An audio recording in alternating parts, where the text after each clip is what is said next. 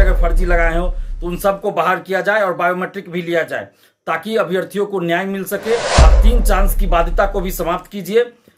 जब तक अधिकतम उम्र बची है, अधिकतम उम्र सीमा तक अभ्यर्थी परीक्षा दे सके, जैसा कि सिविल सेवा में है, बीपीएससी सिविल सेवा में है, दरोगा सिपाही, बीएसएससी सब में यही है कि अधिकतम उम्र सीमा तक एग्जाम देते हैं लोग। तो वैसी ही व्यवस्था शिक्षक भर्ती में कीजिए और 3 चांस की बाध्यता को आप समाप्त कीजिए, ये होना चाहिए। और टीआरई 2 टीआरई 1 का जो सप्लीमेंट्री रिजल्ट है उसको जल्द जारी किया जाए ताकि हजारों अभ्यर्थी को न्याय मिल सके जो नौकरी के योग्य है लेकिन अभी भी बाहर हैं, सीटें खाली। नमस्कार दोस्तों, मैं दिलीप कुमार। दोस्तों, बीपीएससी टीआरई 3 की पुनर्परीक्षा की तिथि घोषित कर दी गई है। 19 जुलाई से परीक्षा शुरू होगी। इस परीक्षा में पेपर लीक न हो, किसी तरह की धांधली सेटिंग न हो, इसका पूरा ख्याल बीपीएससी को रखना होगा। और साथ ही 270 लोग एवं अन्य लोग जो गिरफ्तार हुए, हजारीबाग एवं अन्य जगहों से जितने भी लोग गिरफ्तार हुए पेपर लीक के मामले में, उन सभी को प्रतिबंधित करे बीपीएससी। और साथ ही टीआरई 1 टीआरई 2 में जिस तरह की प्रक्रिया अपनाई गई, जिसके चलते हजारों सीटें खाली रह गई, हजारों बेरोजगार रह गए अभ्यर्थी और इधर हजारों सीटें भी खाली रह गई।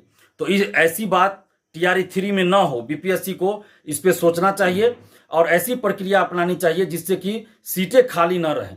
टीआरई 1 टीआरई 2 वाली गलती टीआरई 3 में न दोहराई जाए।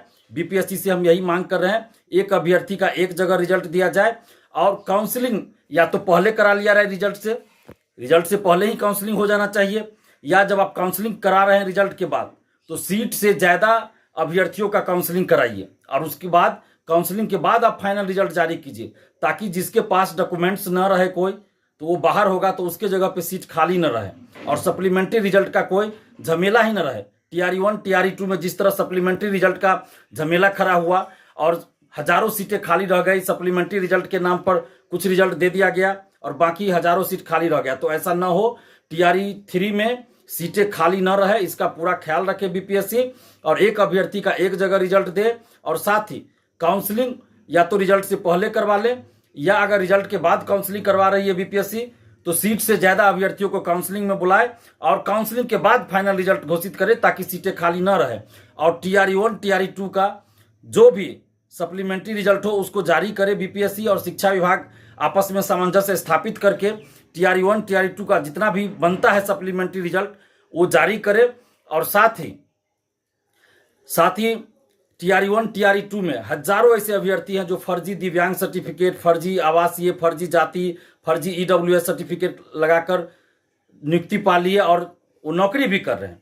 तो एक बार काउंसलिंग किया जाए, जितने भी सिलेक्ट हुए हैं जो शिक्षक बने हैं उन सभी का एक बार फिर से डॉक्यूमेंट्स वेरिफिकेशन एक एक शिक्षक का हो, बायोमेट्रिक लिया जाए और जितने लोग फर्जी डॉक्यूमेंट्स पे बहाल हुए, चाहे वो फर्जी दिव्यांग सर्टिफिकेट लगाए हों, फर्जी आवासीय लगाए हों या फर्जी एसटीईटी, फर्जी सीटेट, फर्जी बीएड, फर्जी डीएलएड, कोई भी सर्टिफिकेट अगर फर्जी लगाए हो तो उन सबको बाहर किया जाए और बायोमेट्रिक भी लिया जाए ताकि अभ्यर्थियों को न्याय मिल सके। और साथ ही चूंकि आपने टीआरई 1 टीआरई 2 बहुत हड़बड़ी में और बहुत जल्द ले लिया, पहले नियोजन इकाई से बहाली होती थी, फिर बीपीएससी से बहाली शुरू हुई और ये टीआरई 1 के बाद तुरंत बाद टीआरई 2 लिया गया, फिर टीआरई 3 की वैकेंसी निकाली गई और एसटीईटी कुछ सब्जेक्ट के लिए 11-12 साल के बाद हुआ तो शिक्षक अभ्यर्थियों को मौका नहीं मिला।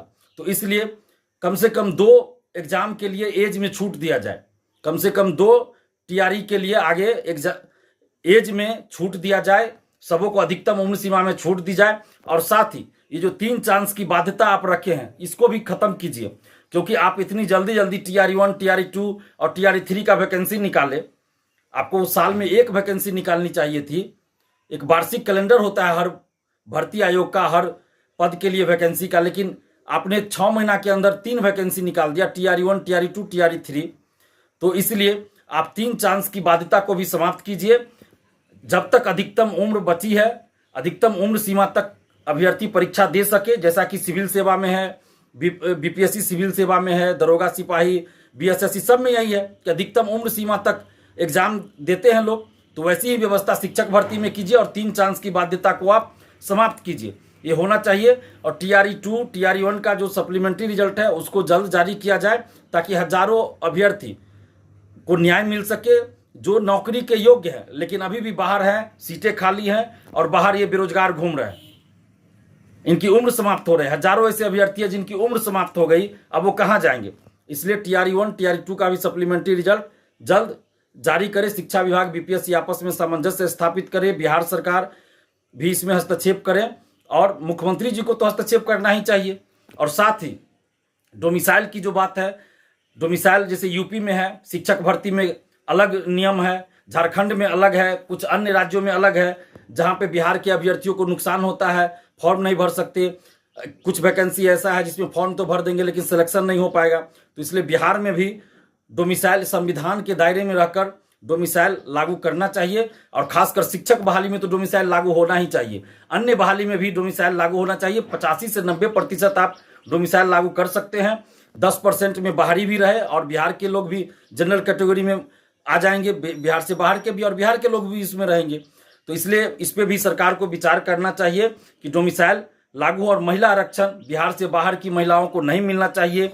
साथ ही दिव्यांग आरक्षण भी बिहार से बाहर के लोगों को नहीं मिलना चाहिए। इन सभी चीज़ों पे बिहार सरकार को और खासकर मुख्यमंत्री नीतीश कुमार जी को जल्द विचार करना चाहिए और अभ्यर्थियों के हित में फैसला लेना चाहिए, क्योंकि लाखों अभ्यर्थियों के साथ, बिहारी बेरोजगार अभ्यर्थियों के साथ यह अन्याय हो रहा है। तो इन अभ्यर्थियों को, बिहार के अभ्यर्थियों को न्याय मिलना चाहिए। यही हम सरकार से मांग कर रहे हैं और बीपीएससी से ये मांग कर रहे हैं कि जल्द से जल्द आप टीआरई 3 पेपर लीक में जो संलिप्त है, 270 लोग हजारीबाग से पकड़े गए और अन्य जगहों से जो लोग भी पकड़े गए, सबको प्रतिबंधित कीजिए और टीआरई 3 में बहाली की प्रक्रिया ऐसी अपनाइए जिससे कि सीटें खाली न रहे, एक अभ्यर्थी का एक ही जगह रिजल्ट हो और काउंसलिंग में सही से काउंसलिंग हो। शिक्षा विभाग को इसका ख्याल रखना चाहिए, डॉक्यूमेंट वेरिफिकेशन अच्छे से हो, कोई भी फर्जीवाड़ा ना हो।